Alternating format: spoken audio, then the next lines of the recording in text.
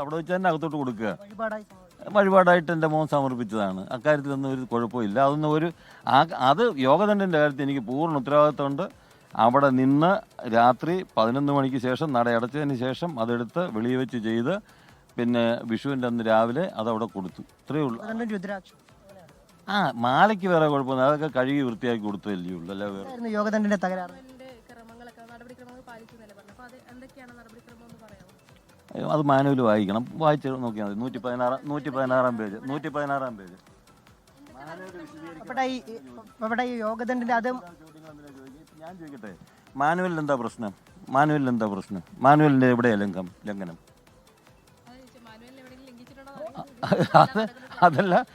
അല്ല ഇനി ഞാനിതെല്ലാം ചെയ്തിട്ടുണ്ടെങ്കിൽ ഞാൻ പറയുമോ അതിന്? ശരി പറയുമോ?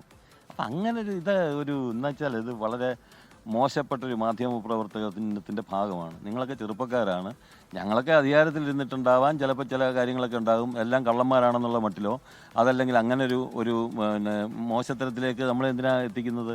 അങ്ങനെയൊന്നും ചെയ്തിട്ടില്ല. പരിപൂർണമായി ഒരു കാര്യം ഞാൻ വീണ്ടും വ്യക്തമാക്കാൻ ആഗ്രഹിക്കുകയാണ്. ശബരിമലയുമായി ബന്ധപ്പെട്ട കാര്യത്തിൽ ദേവസ്വം ബോർഡ് പ്രസിഡന്റ് എന്നുള്ള നിലയ്ക്ക് അറിഞ്ഞോ അറിയാതെയോ ഒരു പെശക എൻ്റെ ഭാഗത്തു നിന്നുണ്ടായിട്ടില്ല. അങ്ങനെ ഉണ്ടാകാൻ ഞാൻ സമ്മതിച്ചിട്ടില്ല. ഉദ്യോഗസ്ഥന്മാരായിട്ടുള്ളവരാരെങ്കിലും എന്തെങ്കിലും ചെയ്തിട്ടുണ്ടെങ്കിൽ ഇപ്പോൾ ഉദ്യോഗസ്ഥന്മാരുടെ തലേ ചാരുമൊന്നുമല്ല. അവിടെ ദേവസ്വം ബോർഡ് പ്രസിഡന്റ് എങ്ങനെയാണ് പിന്നെ ഇതിനകത്ത് കയറാൻ പറ്റുക? ഈ സ്വർണ്ണമൊക്കെ ഇരിക്കുന്നിടത്ത് ഞാനിതുവരെ കണ്ടിട്ടില്ല, എനിക്കറിഞ്ഞുകൂടാ. പ്രസിഡന്റിന്റെ ഒരു സാന്നിധ്യം അവിടെ ഉണ്ടാകില്ലേ? ഇത്തരം കാര്യങ്ങളിലെ കണക്കെടുപ്പും കാര്യങ്ങളൊക്കെ വരുമ്പോഴും ഇതൊക്കെ പരിശോധിക്കുമ്പോഴും അങ്ങനെയുള്ള കാര്യങ്ങളൊന്നും നമ്മുടെ ഉത്തരവാദിത്വം അല്ലല്ലോ. അത് പിന്നെ ദേവസ്വം കമ്മീഷണറുണ്ട്, ദേവസ്വം പിന്നെ തിരുവാഭരണം കമ്മീഷനുണ്ട്. അവരൊക്കെയല്ലേ ചെയ്യേണ്ടത്, നമ്മളല്ലല്ലോ. പ്രസിഡന്റ് ആകുന്ന ഒരാൾ എന്ത് ചെയ്യാൻ പറ്റും? നിർണായകമായ പല തീരുമാനങ്ങളും നയപരമായ തീരുമാനങ്ങൾ എടുക്കുന്നത് ദേവസ്വം ബോർഡ് തന്നെയാണ്. ഞാൻ തന്നെ ഇക്കാര്യത്തിൽ എങ്ങനെയാണ് തീരുമാനിച്ചത്? ഇക്കാര്യത്തിൽ അതായത് സ്വർണ്ണപ്പാളി എന്ന് പറഞ്ഞാൽ ആദ്യം തന്നെ ഒരു തർക്കം ഉണ്ടായി. ഞാനത് പറഞ്ഞതിൻ്റെ ഒരു ഭാഗം മാത്രം കട്ട് ചെയ്തിട്ടാണ് മാധ്യമങ്ങൾ കൊടുത്തത്. 44 കിലോ സ്വർണം വെളിയിൽ കൊണ്ടുപോയി 38 കിലോയെ വന്നുള്ള 6 കിലോ സ്വർണം കാണാനില്ലെന്ന് പറഞ്ഞപ്പോൾ ഞാൻ പറഞ്ഞത് സ്വർണ്ണപ്പാളിയല്ല, ചെമ്പ് പാളിയാണ്, സ്വർണം പൂശിയതാണ്. ആ സ്വർണം പൂശിയതാണെന്നുള്ള ഭാഗം അത് മാറ്റിയിട്ടാണ് മാധ്യമങ്ങൾ കൊടുത്തത്. ആയിക്കോട്ടെ, എനിക്ക് തർക്കമില്ല.